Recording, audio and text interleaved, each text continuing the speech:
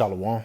First and foremost, I want to give all praises, honor, and glory to Yahweh, Bahashem, Yahweh Shai, Bahashem, Makah Kradash, and double honors to the elders and apostles of Great Millstone who rule well. Peace, love, and salutations to the hopeful elect. This is your brother Dawadah from the Men of Valley Camp here in Greenville, South Carolina, coming back with another video in sincerity and in truth. Lord willing, it can be edifying. All right, this is going to be a quick video through the Spirit. All right, it's plain as day that we're in a time where the Lord is sending the plagues, right? And nobody can call them off, all right? Not your presidents, not the elites, okay? Not these other countries, all right? Nobody can call off what the Lord is bringing upon this place because it's time. And let me shift that. It's time for these heathen to go down, mainly Esau, Edom, the so-called white man, all right, along with his cronies, all right? These nations that have tethered themselves to Esau, you know, for merchandise, and they also took part in our oppression, the oppression of the Israelites, so-called Negroes, Latinos, and Native Americans. All right, and as the Lord is gathering his elect of the nation of Israel, all right, which is going to be the 1/3 in America, all right, and that also consists of the 144,000 men, 12,000 men out of each tribe that have been called to prophesy, you know. But you're also going to have scattered Israelites among around the world that are going to be redeemed as well. This is only about the elect, man. All right, the Lord isn't going to deliver all of Israel this time, but the Lord is absolutely sending the plagues. Okay, so I'm gonna get some of this in 2nd Esdras, the 16th chapter. Jump around a little bit. You know, again, not meant to be a long lesson at all, but hey, the prophecies are speaking. 2nd Esdras chapter 16 and verse 1. Woe be unto thee, Babylon, and Asia. Woe be unto thee, Egypt and Syria. All right, you know, and of course, this judgment is going to come upon the whole world. All right, but the Lord has singled out certain places, mainly Babylon. And this isn't speaking about ancient Babylon. This is speaking about modern day spiritual Babylon, the virgin daughter of Babylon. All right, let's prove that real quick.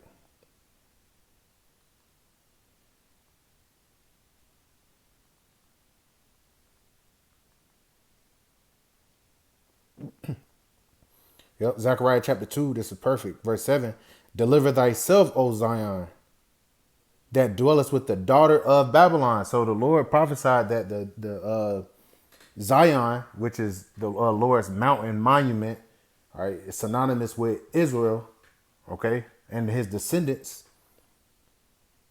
dwelling with the daughter of Babylon. And how did we get over here? We got over here through slavery, okay?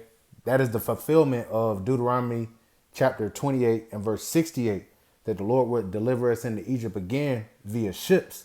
Why? Because we did not hearken unto the voice of the Lord thy power. Therefore the Lord set these curses upon us. And that was a curse that the Lord sent upon us.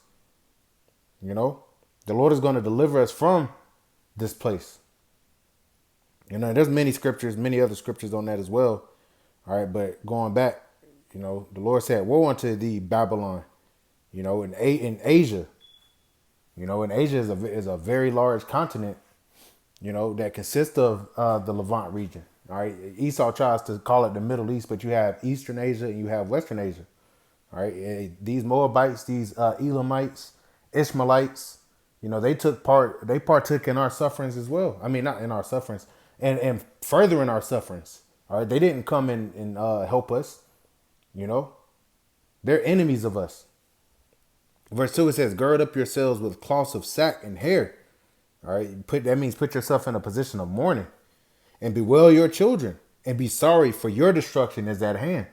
And that's going to come by way of the nuclear destruction, man. That's going to hit America. America's going to be wiped off the face of the earth. And it's going to affect the world because, like it says in Revelation, the 18th chapter, for no one buyeth our merchandise anymore. These nations, they got rich off of the back of Babylon doing trade with this place. All right, but they also invited their different ways that leads forth to destruction. Okay. Verse 3, it says, a sword is sent unto you, and who may turn it back? A fire is sent among you, and who may quench it? Plagues are sent unto you, and what is he that may drive them away? And that might be what I titled the video. Okay, these plagues have been sent. Who's sending the plagues? The Heavenly Father. All right, by way of his son, Yahweh Shai. Yahweh Bahashem Yahweh Shai, verse 6. May any man drive away an hungry lion in the wood, or may any one quench the fire in stubble when they have begun to burn? All right, these are rhetorical questions. All right, this is, you know, to put in comparison Just to put it in perspective, how the Lord is about to bring the desolation of this place, man. All right, calamities. Verse 7, may one turn again the arrow that is shot of a strong archer. You know, you think about a archer, you know, he bends the bow. All right, once he lets that shit go, man, you can't stop that. Physics is gonna do its thing. It's gonna propel forward. And that's how the prophecies are moving right now. All right, you got the earthquakes everywhere. You got different pestilences jumping in and out. You got food recalls. You know, you got wars and rumors of wars. You got the love of many waxing cold. You got major mass casualty shootings and stuff like that happening all the time. All right, they've made it normalized here. You know, they bring it on. You know, they bring it up in the news and stuff. They're desensitizing your mind to it. All right, but these are major signs. Verse 8, the mighty Lord sendeth the plagues, and who is he that may drive them away? Exactly. The mighty Lord is sending the plagues. Okay, that means nobody on this earth can stop what's happening. We can't even stop it. We don't want to stop it. We want to be protected from it.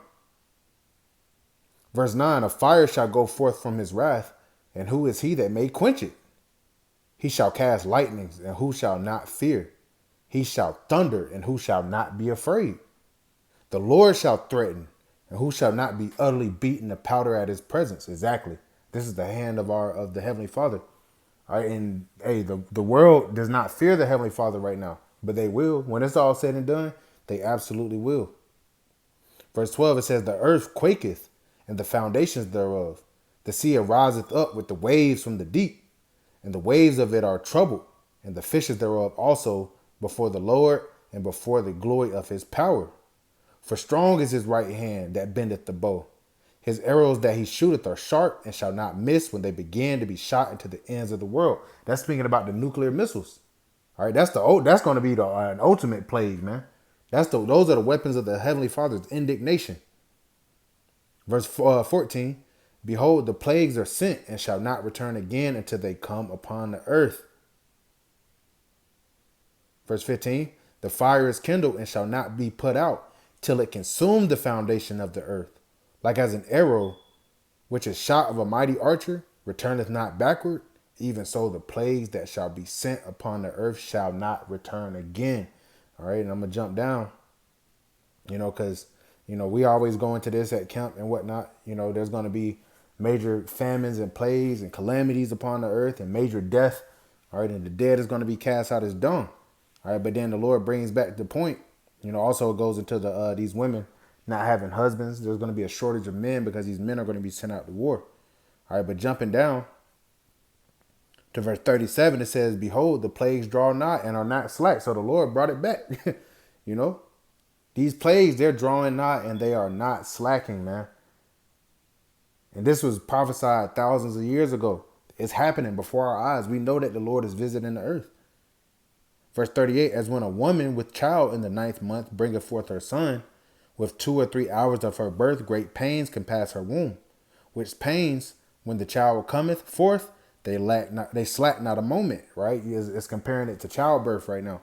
Brothers that have had children, they have these contractions.